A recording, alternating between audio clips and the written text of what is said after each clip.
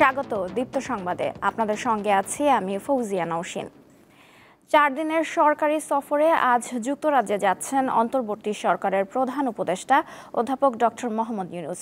এই সফরে Buckingham প্যালেসে British রাজা তৃতীয় চার্লসের সঙ্গে দেখা করবেন প্রধান উপদেষ্টা। তিনি রাজা চার্লসের হাত থেকে কিংস চার্লস হারমোনি অ্যাওয়ার্ড গ্রহণ করবেন। সফরসঙ্গী হিসেবে প্রধান উপদেষ্টার সঙ্গে থাকবেন বাংলাদেশ ব্যাংকের গভর্নর আহসান এইচ মনসুর ও দুর্নীতি দমন কমিশনের চেয়ারম্যান আব্দুল মোমেন। প্রধান উপদেষ্টার সফরে দুই দেশের সম্পর্ক নতুন করে পুনর্জীবিত এবং অর্থনীতি, বাণিজ্য ও বিনিয়োগের ক্ষেত্রে আরও ঘনিষ্ঠ সহযোগিতা গড়ার লক্ষ্যে আলোচনা হবে বলে আশা করা হচ্ছে। থাইল্যান্ডে চিকিৎসা শেষে দেশে ফিরেছেন সাবেক রাষ্ট্রপতি আব্দুল হামিদ। গত রাত 1:30টার দিকে থাই এয়ারওয়েজের একটি ফ্লাইটে তিনি হজরত শাহজালাল আন্তর্জাতিক বিমানবন্দরে অবতরণ করেন। আনুষ্ঠানিকতা শেষে রাত 2:45টার দিকে সাবেক রাষ্ট্রপতি বিমানবন্দর থেকে বের হন। ইমিগ্রেশন পুলিশ জানায় আব্দুল হামিদের সঙ্গে ছিলেন তার ছোট ছেলে রিয়াদ আহমেদ ও শ্যালক নওশাদ খান। 7 মে দিবাগত রাতে আব্দুল হামিদ ব্যাংককের উদ্দেশ্যে ঢাকা ছাড়েন। বৈষম্য বিরোধী ছাত্র আন্দোলনে হামলা ও গুলির ঘটনায় কিশোরগঞ্জে তার নামে একটি মামলা রয়েছে।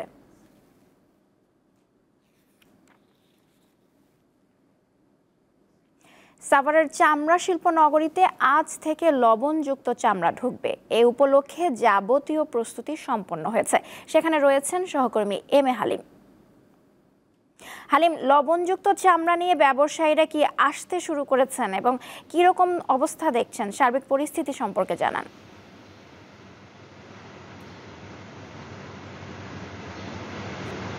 নওশিন, লবণযুক্ত চামড়া যেগুলো আশেপাশে ঢাকার যে বিভিন্ন আড়ত এবং মাদ্রাসায় যারা লবণ সংরক্ষণ করেছে সেই চামড়াগুলো মূলত আজকে আসা শুরু হবে এবং সেই সাথে আজকে যারা এই কারখানাগুলোতে যে লবণযুক্ত চামড়াগুলো আছে সেই চামড়াগুলো যে কিছুভাবে প্রক্রিয়ার কাজ সেগুলো আজকে শুরু হয়েছে। এবং আপনাকে যদি জানিয়ে রাখি, এই যে লবণযুক্ত চামড়াগুলো সেই চামড়াগুলো মূলত এখানে হিট ধোয়া আছে, সেখান থেকে এই চামড়াগুলো চামড়া যেটা তাদের ভাষায় যেটা বলা হয় চামড়াগুলো ভাঙা হবে এবং ভাঙার সময় ড্রাম আছে সেই ড্রামগুলো হবে, সেই ড্রামগুলো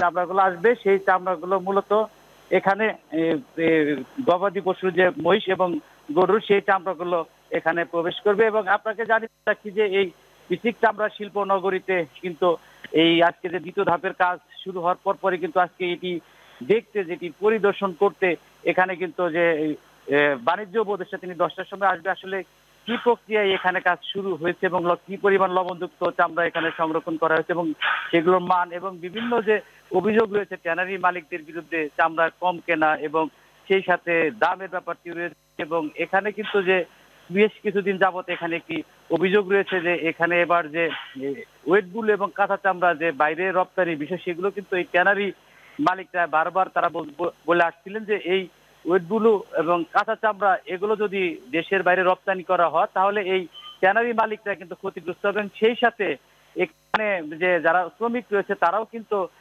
বেকার হয়ে যাবে। সব মিলিয়ে আজকের এই বিষয়গুলো দেখভালের জন্য কিন্তু আজকে এখানে বাণিজ্য উপদেষ্টা আসবেন এবং তারা পর্যবেক্ষণ করবেন। তো সব মিলে নওশিন, এই ছিল আমার কাছ থেকে বিচিক চামড়া শিল্প নগরীর সর্বশেষ।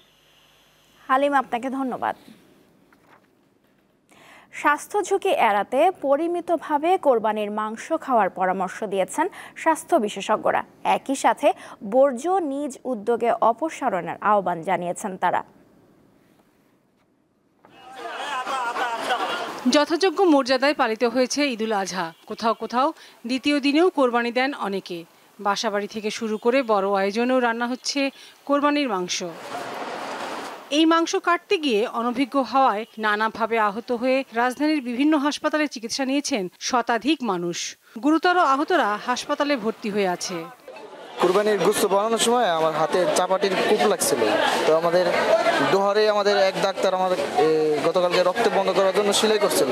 ঈদকে ঘিরে প্রায় সব বাড়িতেই রান্না হচ্ছে কোরবানির মাংস, তাই অতিরিক্ত মাংস না খাওয়ার পরামর্শ স্বাস্থ্য বিশেষজ্ঞদের। খাবারটা খেতে পরিমাণে অল্প করে, গরুর মাংস বা খাসির মাংস খেলেও সেটা কিন্তু তারা এখন মানে দুপুরবেলায় খাচ্ছে, সেটা হয়তো দুপুরে খাওয়ার পরে রাতে আর না খেলো, মাংসের পরিমাণটা একদমই অল্প 1 পিস বা 2 পিস খেলো। কিন্তু যদি বেশি পরিমাণে খায় সেক্ষেত্রে দেখা যাচ্ছে ঈদের সময় সবাই প্যানক্রিয়াসের সমস্যা নিয়ে, বদহজম নিয়ে বিভিন্ন ধরনের জটিল রোগে আক্রান্ত হয়ে কিন্তু তারা হাসপাতালে ভর্তি হচ্ছে, অনেক সময় দেখা যাচ্ছে মানুষ মারাও যাচ্ছে।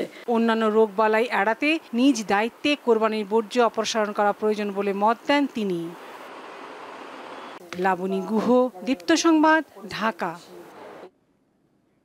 5 আগস্ট রাজধানীর উত্তরা এলাকা ছিল ছাত্র জনতার দখলে। তারপরও পুলিশ সহ আইন শৃঙ্খলা বাহিনী নির্বিচারে গুলি ছুড়ে ছাত্র জনতার ওপর, যার কারণে পুড়িয়ে দেয়া হয় উত্তরা পূর্ব থানা। গত কয়েক মাসে সংকট কাটিয়ে ঘুরে দাঁড়াতে শুরু করেছে থানাটি। ঢাকার ক্ষতিগ্রস্ত থানা নিয়ে 3 পর্বের প্রতিবেদনের আজ শেষ পর্ব। রাজধানীর উত্তরা পূর্ব থানা বিমানবন্দর সড়কের পাশে এই থানার অবস্থান। জুলাই আগস্ট আন্দোলনে রাজধানীর যে কয়েকটি থানা সবচেয়ে বেশি ক্ষতিগ্রস্ত হয়, উত্তরা পূর্ব থানা তার মধ্যে অন্যতম। 4 তলা থানা ভবনের পুরোটাই জ্বালিয়ে দেওয়া হয়। পরবর্তীতে 7 মাস ধরে থানা ভবন মেরামত করা হয়। তবে মেরামত করা ভবনের জানালা দরজা এরই মধ্যে আবারও খুলে পড়ছে। ভবনের 3 ও 4 তলায় ব্যারাক, যার প্রতিটি কক্ষে আগের তুলনায় কম সংখ্যক সিলিং ফ্যান লাগানো হয়েছে। থানার বিভিন্ন কামরায় এখনও পোড়ার দাগ রয়েছে। শিক্ষার্থীরা বলছেন, দেশে আর কোনো সরকার যেন পুলিশকে জনগণের বিরুদ্ধে দাঁড় করাতে না পারে, সেই ব্যবস্থা করবে অন্তর্বর্তী সরকার। বিভিন্ন ক্ষেত্রে হয় টাকা লেনদেন বা ঘুষ বাণিজ্য, এই জিনিসগুলো যেন জনগণকে দিতে না হয়, এইরকম একটা পুলিশ বাহিনী আমাদের প্রয়োজন। অতীতে সব গ্লানি মুছে জনগণের বন্ধু এবং মানবিক পুলিশ বাহিনীকে আমরা দেখতে যাচ্ছি। থানাগুলো সচল হলেও রাজধানীতে কাজ করতে চান না অনেক পুলিশ সদস্য। এমন প্রশ্নের জবাব দেন ডিএমপি উপকমিশনার। ডিএমপিতে আসার জন্য যেমন অনেকেই বা এখানে কাজ করার জন্য যেমন অনেকে চেষ্টা করেন, আবার অনেকেই তার সুবিধাজনক জায়গায় যাওয়ার চেষ্টা করেন। এক্ষেত্রে কোনো বিশেষ পরিস্থিতি কোনো ভূমিকা আছে বলে আমার মনে হয়। বিশ্লেষকেরা বলছেন, একদিকে অতীতের কার্যকলাপ, অন্যদিকে রাজধানী আন্দোলনের নগরীতে পরিণত হওয়ায় জেলা ও থানা শহরে কাজ করতে চায় বেশিরভাগ পুলিশ সদস্য। এটাকে আসলে রাজধানীতে এখন তাদের রিস্ক বেশি। বিভিন্ন আন্দোলনগুলি সাধারণত রাজধানী কেন্দ্রিক, ঢাকা কেন্দ্রিক, ফলশ্রুতিতে তাদের ফেস করতে হয় আন্দোলনকারীদের বিভিন্ন দাবি দেওয়া নিয়ে যারা অগ্রসর হয় তাদের সাথে দৌড়াদৌড়ি পিটাপিটি করতে হয় হালকা, যদিও সবচেয়ে ভালো হচ্ছে তাদের বন্দুকের গুলি ছুটতে হয় না এই ব্যাপারে, তবুও তো একটা রিস্কের মধ্যে, টেনশনের মধ্যে থাকে। আমি যদি নিজেও আজকে পুলিশ বাহিনীতে হতাম, আমি তো বলতাম ভাই আমাকে কোথাও মফস্বলে পাঠিয়ে দেন, কারণ এগুলো তো কোনো দায়িত্বশীল পুলিশ কর্মকর্তা বা পুলিশি এইগুলো চাইবে না। আর সারা দেশ জুড়ে এখন একটা রাজধানী, ধরুন আজকে এই মুহূর্তে ঢাকা অনেক রাস্তাঘাটই হয়তো বন্ধ হয়ে আছে এবং পুলিশ সেখানে নীরব দর্শকের মতো দাঁড়িয়ে আছে, তাদেরকে মানে ক্ষমতা দেওয়া হচ্ছে না এগুলো ফেরত আনার।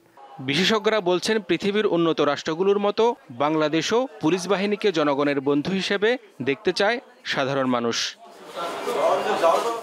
হেদায়েতুল্লাহ সীমান্ত, দীপ্ত সংবাদ, ঢাকা।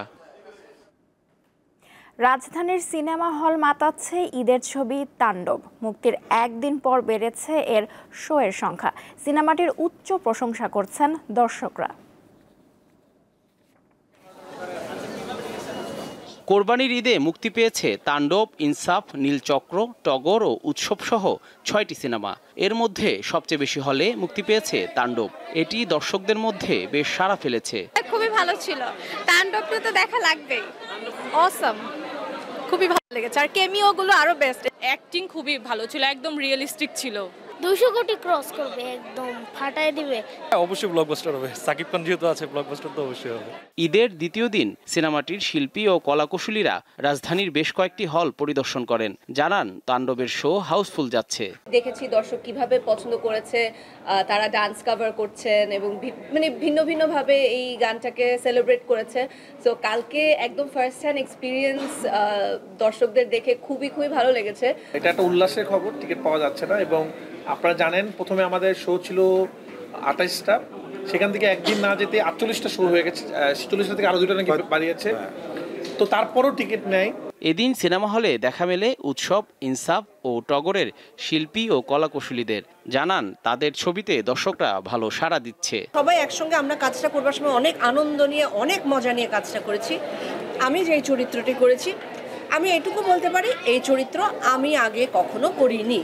প্রথম দিন অনুযায়ী খুবই ভালো রিভিউ পাচ্ছি এবং আমাদের গল্প, আমাদের ক্যারেক্টার, আমাদের যারা অ্যাক্টিং করেছে সবার প্রশংসা পাচ্ছি এবং চেয়েছিলাম একটু ডিফারেন্ট কিছুই করতে। সো এটা একটা চ্যালেঞ্জ আমার মনে হয়েছে যে নেওয়া উচিত, যেহেতু আর্টিস্ট আমাদের সকল ক্ষেত্রে শিল্পে কাজ করতে পারি আমরা, সেটাই আসলে প্রচেষ্টা ছিল। তাদের প্রত্যাশা ঈদের ছুটিতে দর্শকরা পরিবার পরিজন নিয়ে সবগুলো সিনেমা উপভোগ করবেন।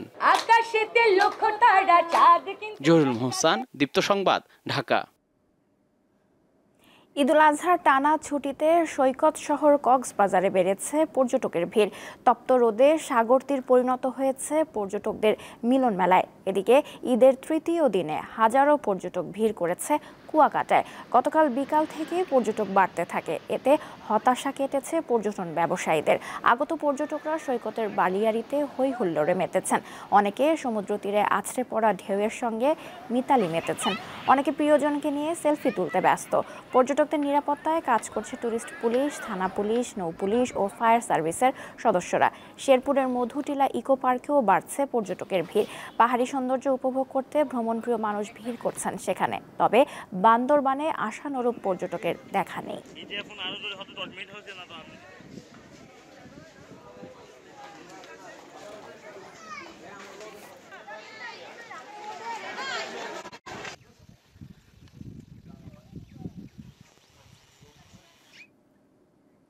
আন্তর্জাতিক প্রসঙ্গ। অভিবাসী বিরোধী অভিযানের জেরে যুক্তরাষ্ট্রের ক্যালিফোর্নিয়া অঙ্গরাজ্যের লস অ্যাঞ্জেলেসে বিক্ষোভ অব্যাহত আছে। স্থানীয় সময় রবিবার টানা তৃতীয় দিনের মতো বিক্ষোভ হয়েছে। বিক্ষোভকারীদের ছত্রভঙ্গ করতে কাঁদানে গ্যাসের শেল ও রাবার বুলেট ছুড়েছে আইন শৃঙ্খলা রক্ষাকারী বাহিনী। বিক্ষোভকারীরা কয়েকটি গাড়িতে আগুন দিয়েছে। পুলিশ তাদেরকে রাস্তা থেকে সরিয়ে দেওয়ার চেষ্টা করছে।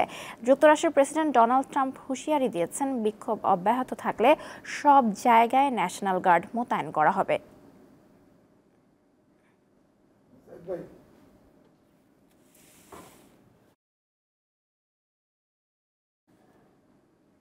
শেষ করছি দীপ্ত সংবাদ। আমাদের পরবর্তী আয়োজন দুপুর 12টায় দেখার আমন্ত্রণ রইল। এছাড়াও দেশ বিদেশের নানা তথ্য জানতে চোখ রাখুন দীপ্ত টিভির ডিজিটাল প্ল্যাটফর্মগুলোতে। ধন্যবাদ সবাইকে।